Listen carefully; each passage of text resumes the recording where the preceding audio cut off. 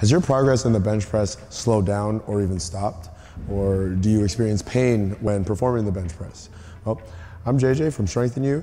We're going to go over the proper execution of the bench press and some of the common mistakes that we see in the gym.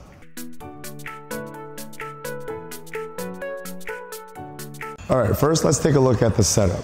All right, so moving into the bench. Let's take a look at head placement. Right? We want to start with the bar right at eye level. Right? A lot of times we see people set up too far back or too far forward. Right? We want to be right here so that it's easy to unrack the bar, and on the way up, we're not in danger of hitting the hooks. All right, so moving down to the shoulder blades, right? We see a lot of people bench with this kind of flat back posture. Right? We want to make sure that those shoulder blades are squeezed down and back and pressed into the bench. All right? Now, this creates a good stable platform for us to press from. All right, so moving down to the lower back and hips. Now, as the weight gets heavier, the natural inclination is to raise the hips off of the bench. That puts a lot of excess strain on the lower back during the lift.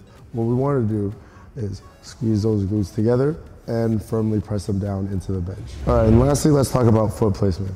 Now, we want to make sure that the feet are firmly planted under the knees, right, and not kind of dangling out here where they're not really providing any support. Right? We want to make sure that they're shoved firmly into the ground and reinforcing that stable base all throughout your body. So now let's take a look at grip width and bar path. Right? Now for more on proper grip and wrist positioning, go ahead and click here. All right. Now, unless you're purposely doing a close or wider grip variation, you want to have a grip width that will allow you to keep a perpendicular forearm to the bar the whole movement. All right, so now taking a look at bar path. Right? The common thing we see is this kind of straight up and down kind of pressing, but this is going to put a lot of excess strain on the rotator cuff. Right? What we want to do is tuck the elbows a little bit so that the arms are about 75 degrees away from the body. And the bar is actually going to move in a little bit of an arch. So we're going to touch lower on the chest, returning back to over the shoulder. Again, we're touching lower on the chest, returning back to over the shoulder.